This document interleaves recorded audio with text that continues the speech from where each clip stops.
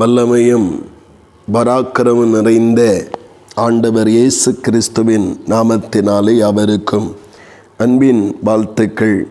தேவன் தாமே ஒவ்வொருவரிலும் இன்னும் பலத்த காரியங்களை நடப்பிப்பாராக. இந்த நாளுக்குரிய தியான வசனம் லூக்கா 8 அதன் 50வது வசனம். பயப்படாதே, விசுவாசமுள்ளவனாய் இரு என்று ஆண்டவராகிய தேவன் அங்கே தன்னை தேடி வந்த ஒரு மனிதனை பார்த்து சொல்லுகிற வார்த்தையாய் காணப்படுகிறது. இந்த மனிதனுடைய மகள் வியாதியாக மரண அவஸ்தையில் இருக்கும் பொழுது ஆண்டவர் இயேசுவை சந்தித்து வீட்டுக்கு அழைத்து சென்று அந்த வியாதியிலிருந்து விடுதலை பெறுவதற்காக அவன் அழைத்து செல்ல வருகிற இடங்களிலே ஆண்டவர் ஊழியத்தின் பகுதிகளிலே மிகவும் அங்கே அதிக ஊழியத்தை செய்து கொண்டிருந்தபடினாலே குறித்த நேரத்திலே அங்கே போக முடியாமல் போனபோது அவன் வீட்டிலிருந்து துர்ச்செய்தி வருகிறது, அந்த பிள்ளை மரித்து விட்டது, இனி போதகரை வருத்தப்படுத்த வேண்டாம் என்கிற அந்த வார்த்தையை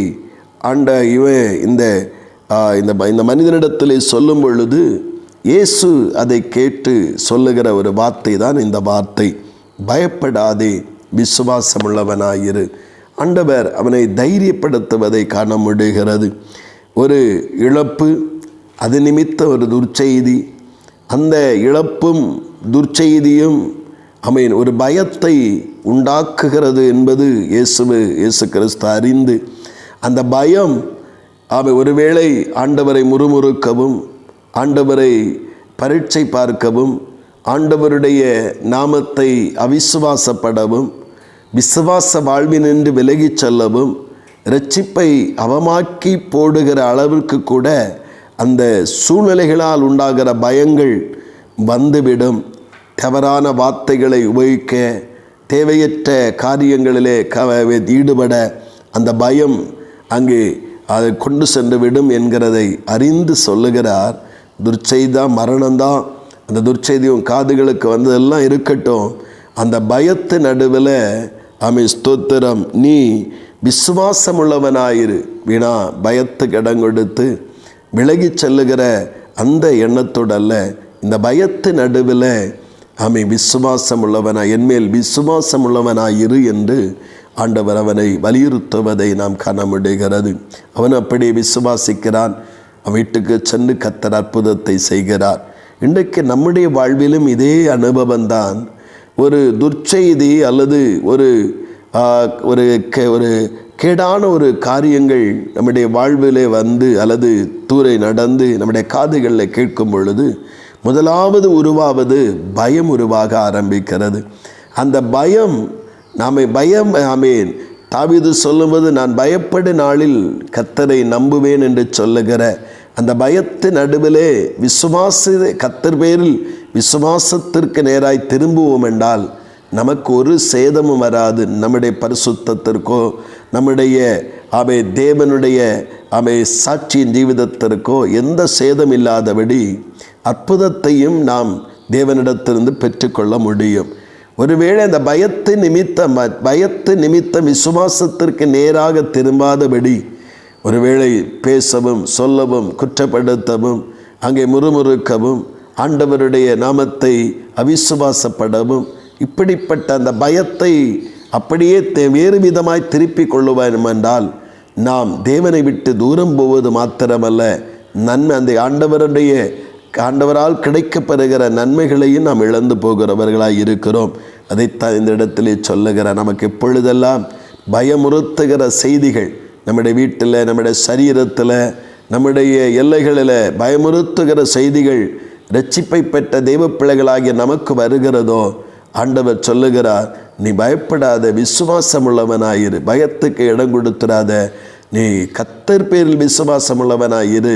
கர்த்தர் காரியங்களை வாய்க்க பண்ணுவார், கர்த்தர் அதிசயங்களை காண பண்ணுவார். கர்த்தர் அந்த பயத்து நடுவில், துர்ச்செய்திகள் நடுவில் விசுவாசிக்கிற உனக்கு ஆண்டவர் மகத்தான காரியங்களை செய்ய ஆரம்பிப்பார்.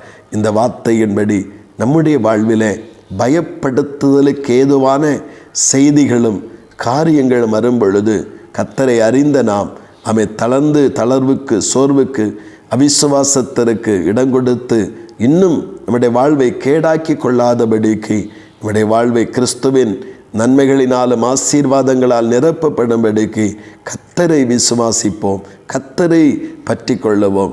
கர்த்தர் இந்த மனிதனுக்கு செய்த அற்புதங்களைப் போல கர்த்தர் ஆபத்து காலத்தில், பயத்தின் காலங்களில் கர்த்தரை விசுவாசிக்கிற ஒவ்வொருவருக்கும் அப்படிப்பட்டதான நன்மைகளை தந்து மகிமைப்படுத்துவாராக.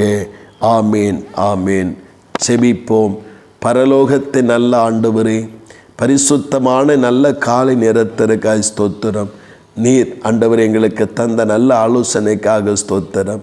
ஆண்டவரே அப்பா, அந்த மனித 100க்கு அதிபதியை ஆண்டவரே பயமுறுத்துகிற காரியங்கள் ஆண்டவரே ஸ்தோத்திர மரண செய்திகள், துர்ச்செய்திகள் அவனுக்கு வந்தது.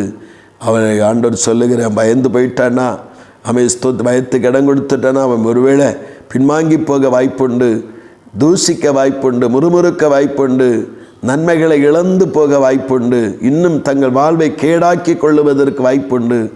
ஆண்டவர் உடனே சொல்லுகிறேன், நீ இந்த சூழ்நிலையில் பயப்படாத, என்னிடத்தில் விசுவாசம் உள்ளவனாய் இரு என்று சொல்லி அவன் நன்மைகளுக்கு நேராய் திருப்புவது போல இந்த வார்த்தையை கொண்டு எங்கள் வாழ்க்கையில் கர்த்தாவே வருகிற துர்ச்செய்திகள் அது எங்கள் வீட்டுக்குள்ளே இருக்கட்டும். ஆண்டவரே, எங்கள் சரீரத்தில் ஏற்படுகிற பலகீனத்து நிமித்தம் வருகிற காரியமாக இருக்கட்டும். எங்கள் காதுகளிலே அந்த துர்ச்செய்தி வரும்போது பயந்து நாங்கள் இன்னும் எங்கள் நிலைமையை மோசமாக்கி கொள்ளுகிறதுக்கு ஏதுவாய் நடவாதபடி இந்த மனிதனுக்கு சொன்னது போல எங்களுக்கு சொல்லுகிறீர். கர்த்தரிடத்தில் விசுவாசமுள்ளவனாய் இருக்கிறவனுக்கு ஆண்டவர் மகத்துவமான காரியங்களை செய்கிறீர். அந்த அனுபவத்துக்குள் எங்களை தொடர்ந்து நடத்தும், மகிமையால் நிரப்பும். இயேசு கிறிஸ்துவின் மூலம் ஜெபிக்கிறோம் ஜீவனுள்ள நல்ல பிதாவே. ஆமேன், ஆமேன்.